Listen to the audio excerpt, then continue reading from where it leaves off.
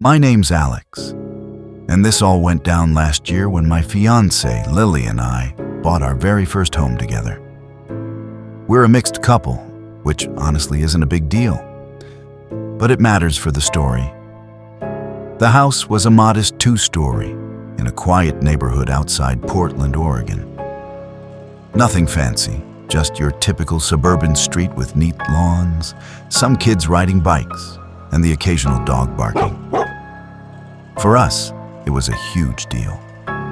After years of renting cramped apartments, having a place of our own felt like a dream come true. The house had a small fenced backyard, a rickety wooden fence, and neighbors close enough to say hi, but far enough for privacy. The first few days were normal. We unpacked boxes, met a few neighbors on quick hellos, and tried to settle in. On our right was an older couple, super friendly, always smiling and waving. Across the street was a young family with 2 kids, and they seemed nice. But the house immediately to our left, that was different. For the first week, we didn't see anyone come or go. The curtains were always drawn tight. The lawn looked trimmed, the driveway had a car, but the place felt dead. No sounds, no lights at night. Just this hollow feeling, like the house was holding its breath. One afternoon, Lily and I were bringing in groceries from the car when she suddenly stopped and whispered, "Hey, look over there." I glanced toward the left house's front window and caught a glimpse of a man standing behind the curtain. Only half his face was visible, but he was watching us. Completely still, no smile, no wave. As soon as he realized we were looking, he disappeared from view. I shrugged it off.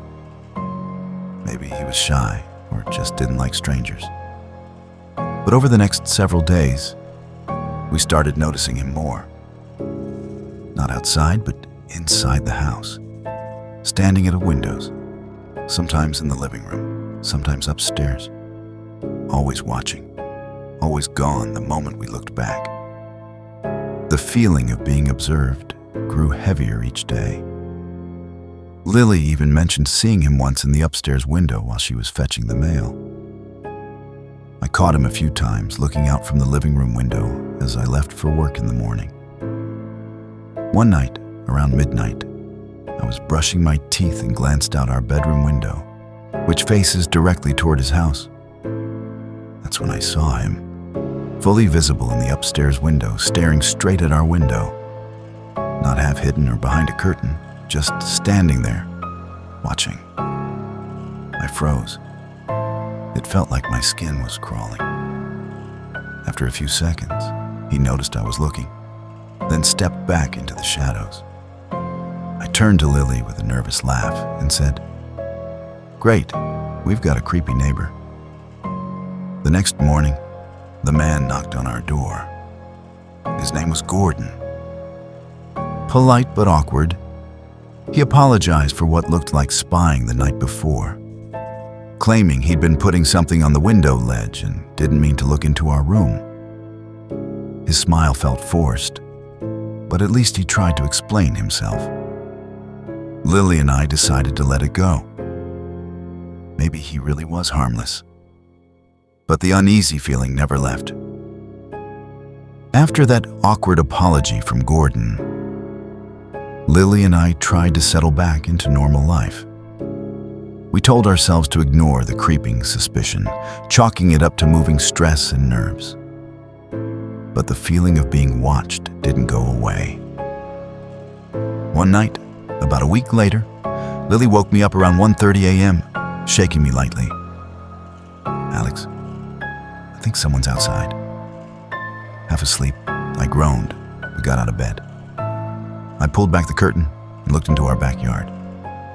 There, in the dim moonlight, was a shadowy figure moving slowly between the bushes near the fence. At first, I thought maybe a raccoon or some other animal. But the figure stood up straight. A man, a full-grown man, quietly pacing and looking around, like he was searching for something. My heart thumped hard. I whispered, "Hey!" Not the smartest move, but I had to try. The figure stopped, turned quickly, and then bolted toward the gate, slamming it shut behind him. I peeked around but didn't see anyone else. The backyard had nothing valuable yet, just some gardening tools and a plastic lawn chair, so I didn't think it was a robbery attempt. Still, the thought of a stranger trespassing made my skin crawl. Lily and I both lay awake the rest of the night, listening for any sounds. A few nights later, it happened again. This time, we both heard a soft rustling, like someone fiddling with metal. I got up and looked out. There he was, crouched near the fence. It sounded like he was messing with some kind of lock or latch. My blood ran cold. "I'm calling the cops," I muttered. I yelled out loud, "I'm calling the cops." The man stood up and, again, ran out of the yard, slamming the gate with a heavy thud. But this time, I saw enough of his face and posture to recognize him. It was Gordon. I shouted, "Gordon, what the hell are you doing in my yard?" No answer. He just disappeared down the street like nothing happened. I swallowed my fear, grabbed my jacket, and stormed over to his house. I knocked hard on his door. Within seconds, he opened, wearing his usual thin smile. "Oh, hey, Alex," he said, chuckling nervously. I wasted no time. "Why are you sneaking around in our backyard?" He laughed it off. "Kids jump fences all the time around here," he said, waving it off. "I was just chasing them off. They jump from my backyard to yours. Happens all the time." He smiled, but there was something off about it. Something cold hiding behind those eyes. I didn't argue. I just nodded and said, "All right, well, please don't do that again." He promised he wouldn't, but it didn't stop there. A few days later, Gordon knocked again, this time inviting us over for dinner.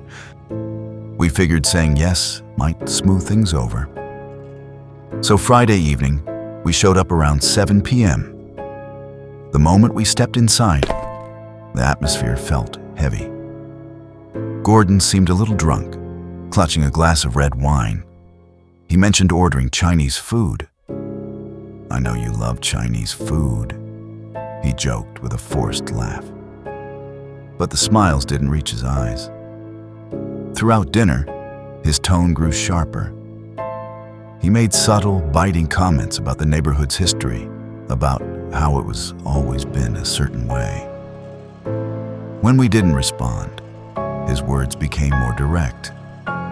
He expressed clear disdain for us moving in, an Asian couple, in his neighborhood. It was chilling.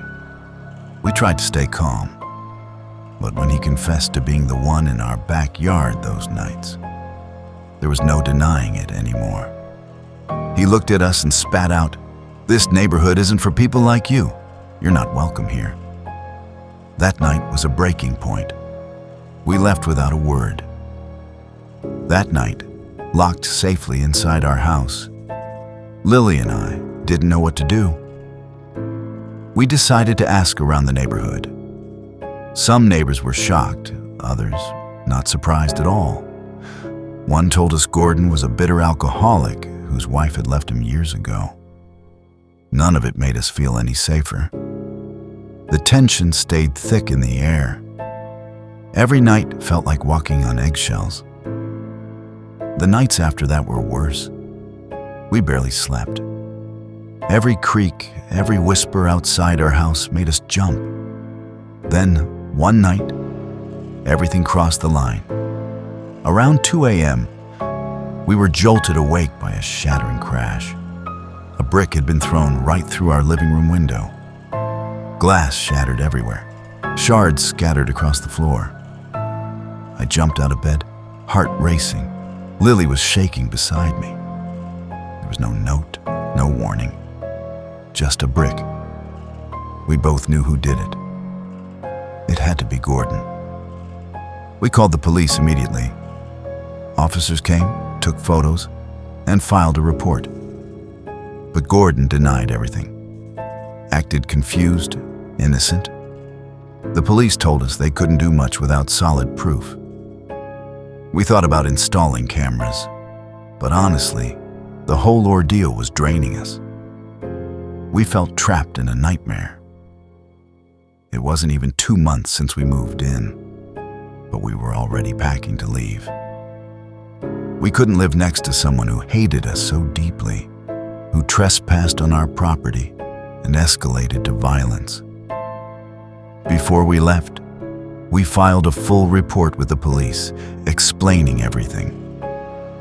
They promised to keep an eye on the neighborhood, but we felt unprotected. We moved out as fast as we could, leaving behind the home we dreamed of building together. Looking back, I still wonder what would have happened if we stayed. Would the news have reported an Asian couple murdered by a neighbor's hatred? It's a terrifying thought. I wish I could share his address publicly, expose the threat he was. But it's illegal and dangerous. All we can do now is try to move forward, try to heal. Thanks for watching. Don't forget to subscribe the channel.